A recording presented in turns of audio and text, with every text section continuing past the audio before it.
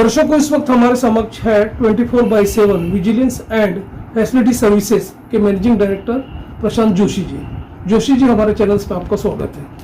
नमस्कार सर, हम आपसे ये जानना चाहेंगे कि जो आपकी जो सिक्योरिटी है एजेंसी, जो सिक्योरिटी एजेंसी है आपकी, आप ये बताइए इसकी स्थापना कब और कैसे हुई और उसका क्या मूलभूत उद्देश्य है, उस बारे में आप बताइए।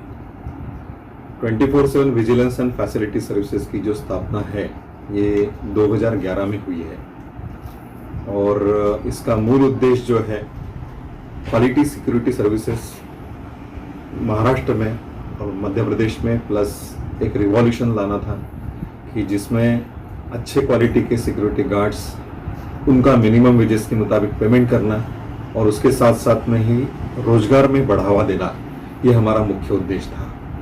साथ साथ में ही सिक्योरिटी गार्ड्स को ट्रेनिंग और डिप्लॉयमेंट करते समय उनको प्रॉपर ट्रेनिंग देने के बाद यूनिट्स के अंदर में डिप्लॉयमेंट हमारे मैनेजर्स जो है वो प्रॉपर तरीके से जाके करते हैं और उसका फीडबैक दिया जाता है प्रॉपर तरीके से कि किस प्रकार से सिक्योरिटी चल रही है, किस प्रकार से सिक्योरिटी की रिक्वायरमेंट है, क्लाइंट की रिक्वायरमेंट क्या है, इसके मुताबिक हम लोग सिक्योरिटी डिप्लॉयमेंट करते हैं। सर, जब हम सिक्योरिटी की बात करते हैं तो उसमें वर्क प्रोफाइल भी बहुत मायने रखता है। तो एज ए एमडी जो आप हो, तो आप ये बताइए आपका क्या बैकग्राउंड है ये सिक्योरिटी में और किस तरह की सिक्योरिटी आप प्रोवाइड करते हो, किस तरह से ट्रेनिंग से गुजरना पड़ता है बाकी एम्प्लॉइज़ को, तो उस बारे में बताइए। एज ए डिफेंस ऑफिसर मैं चाइनीज़ इंटरप्रेटर करके मिनिस्ट्री ऑफ डिफेंस में चीनी भाषा का मैं दुभाषी था पहले और पार्टिसिपेटेड इन कारगिल वॉर, मैं कारगिल वॉर में भी था। और उसके बाद जो है 2007 में मैंने वॉलंटियर रिटायरमेंट लेने के बाद एक प्राइवेट सिक्योरिटी एजेंसी जो है मुंबई बेस्ड जो थी, उनके साथ में मैंने एज ए रीजनल मैनेजर करके मैंने पहले काम किया। तो उसके बाद फिर 2011 में जो है मैंने 24/7 विजिलेंस एंड फैसिलिटी सर्विसेज की स्थापना की। उद्देश्य यही था कि उनको सिक्योरिटी गार्ड्स को और अपने जो एरिया में जो काम करने वाले जो लोग हैं यहाँ पे, जो इंडस्ट्रियलिस्ट है, उसके बाद फिर हाउसकीपिंग सर्विसेज भी प्रोवाइड करते हैं हम साथ साथ में। तो मेरा उद्देश्य यही था कि रीजन के अंदर में कॉस्टली ज़्यादा मार्जिन न लेते हुए, मिनिमम मार्जिन लेते हुए मैक्सिमम आउटपुट देना, ये मेरा उद्देश्य था। और वो उद्देश्य हम कई मायनों में जो है हम सफल रहे। सर, आज के सिक्योरिटी सीनियर्स को देखते हुए आप ये बताइए कि आप सिक्योरिटी एजेंसी रन करते हो तो किस तरह के चैलेंजेस आपको फेस करना पड़ता है, क्या नयापन है उसमें, क्या एडवांसमेंट है, उस बारे में बताइए। सिक्योरिटी के अंदर सबसे बड़ा पहला चैलेंज ये है कि बहुत सारी अनऑथराइज सिक्योरिटी कंपनीज जो है महाराष्ट्र हो या मध्य प्रदेश या कहीं पे भी जो है भारत में, ये इस प्रकार से चल रही है। कुछ जो सिक्योरिटी मैनेजर्स हमारे पास पे पहले काम करते हैं, दे लर्न द थिंग्स, किस प्रकार से सिक्योरिटी चलाई जाती है। उसके बाद फिर मेनली सिक्योरिटी गार्ड्स का एक्सप्लॉयटेशन करना, ये सबसे बड़ी खतरनाक और एक गंदी बात मेरे नजर में है। मिनिमम वेजेस के हिसाब से अगर आप देखा जाए तो पुलिस लाइसेंस, ये जो मैं आपको दिखा रहा हूं, ये लाइसेंस के बिना सिक्योरिटी चलाना, पुलिस लाइसेंस के बिना सिक्योरिटी चलाना, ये एक प्रकार का गुनाह है। लेकिन जो कंपनी के इंडस्ट्रियलिस्ट बोलो या रेसिडेंशियल गार्ड्स बोलो, ये जो जनरली हायर करते हैं, ये इसके ऊपर तवज्जो देते नहीं है।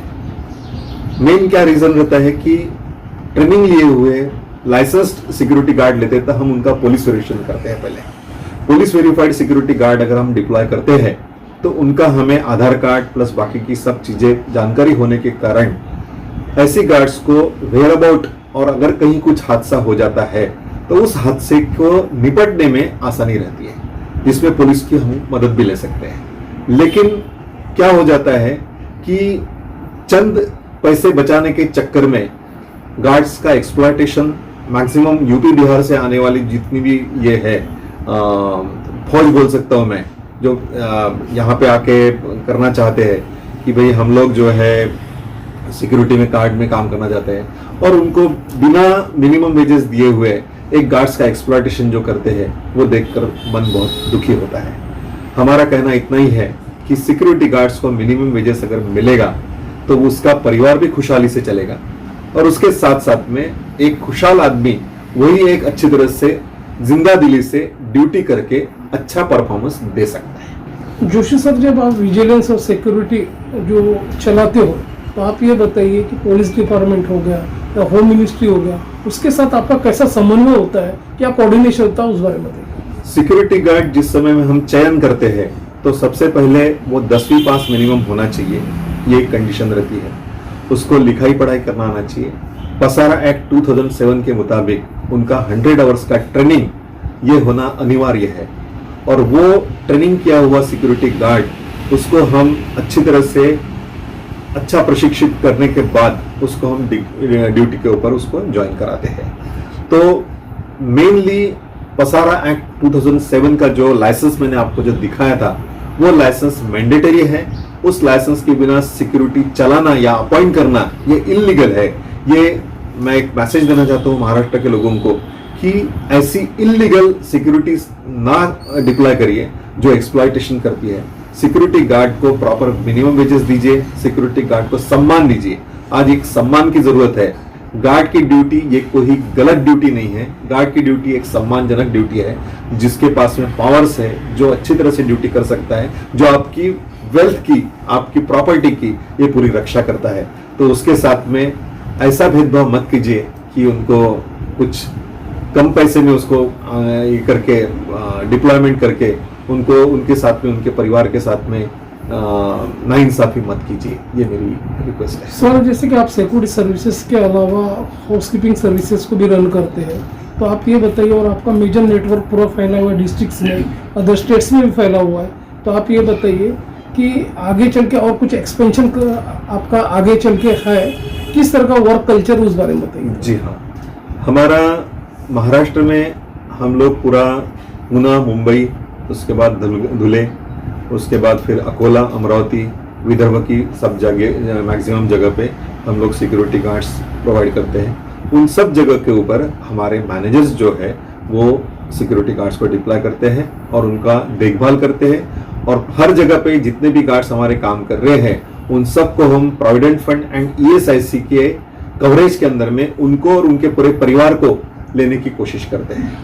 और इस वजह से क्या हो जाता है कि सिक्योरिटी गार्ड अगर उसका परिवार अगर सुरक्षित है तो वो एक अच्छे ढंग से वो काम कर सकता है। और साथ साथ में अगर आप उसको प्रॉपर वेजेस देते हैं तो मैं ये कहता हूं कि ये मेरा खुद का अनुभव है कि मेरा गार्ड ही मेरे लिए काम लेके आता है। ये मैं बताना चाहता हूं आपको कि मेरा security guard, a satisfied security guard will definitely give you the proper marketing. He will do marketing for you and he may spoil. अगर अच्छी तरह से आप उनकी देखभाल नहीं करते तो आपका पूरा काम बिगाड़ने का काम भी आपका गार्ड ही कर सकता है। तो मेरा मैसेज सिर्फ यही है कि अच्छा पेमेंट दो। अगर डीए बढ़ सकता है तो क्या हम गार्ड का डीए नहीं बढ़ा सकते?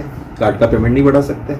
हम तो आपको कितना हम पेमेंट देना चाहते हैं ये भी हम आपको जो है क्लाइंट्स को जो है उसकी पूरी डिटेल्स भी हम देते हैं कि हम सिक्योरिटी गार्ड को इतना पेमेंट दे रहे हैं, उतना इनका प्रोविडेंट फंड है, इनका ESIC है, उतनी उसकी एक्स्ट्रा वेजेस उसने परफॉर्म किए हैं।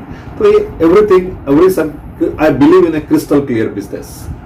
शहर, विदर्भ और इंटरस्टेट के दर्शक, प्रशांत जोशी जी, जो कि आप 24/7 विजिलेंस एंड फैसिलिटी सर्विसेज के आप मैनेजिंग डायरेक्टर हो, आपको हमारे जो दर्शक है लाइव देख रहे हैं, इवन आपका फ़ोन नंबर और आपका एड्रेस इस रजिस्टर्ड ऑफिस का हमारे स्क्रीन पे फ्लैश हो रहा है। उसे देख के हमारे दर्शक जिन्हें सिक्योरिटी की आवश्यकता है, इंडस्ट्रियल दर्शक है, तो वे आपसे संपर्क डायरेक्ट कर सकते हैं। जी हाँ।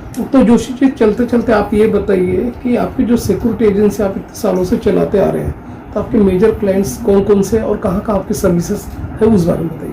मेजर क्लाइंट्स में इसलिए आपको बताना नहीं चाह सकता क्योंकि we are working with some defence confidential establishments और मेक इन इंडिया की जो प्रोग्राम्स है उसमें जहाँ पे बहुत सेंसिटिव चीज़ें बनाई जाती है, तो इसलिए उसकी जो जिम्मेदारी मेरे ऊपर है पूरी सुरक्षा की। तो हम बुटीबोरी में भी काम कर रहे हैं, हम हिंगणा में MIDC में काम कर रहे हैं, हम पुणे में कर रहे हैं, हम लोग जो है अलग अलग जगह पे काम कर रहे हैं। लेकिन कुछ सेंसिटिविटी होने के कारण मैं आपको ये डिस्क्लोज नहीं कर सकता हूँ। तो दर्शकों, ये थे प्रशांत जोशी, जो कि 24/7 विजिलेंस एंड फैसिलिटी सर्विसेज के मैनेजिंग डायरेक्टर हैं, जिन्होंने हमें सविस्तार बताया कि सिक्योरिटी को किस लिहाज से डिप्लॉय किया जाता है और क्या उसके रूल्स रेगुलेशंस होते हैं, किस तरह से परमिशन ली जाती है सरकार से, होम डिपार्टमेंट से। ये सारी की सारी वो चीज़ें पूरी फुलफिल करते हैं सारी की सारी। और आपने पूरा का पूरा हमें सविस्तार बताया और आपने पूरी जानकारी भी दी है। और निश्चित रूप से हमारे जो दर्शक देख रहे हैं वे आपसे जुड़ेंगे, आपके सिक्योरिटी सर्विस को हायर करेंगे। और आपने जोशी जी हमारे चैनल्स के लिए अपना समय दिया, सर उसके लिए धन्यवाद। Thank you.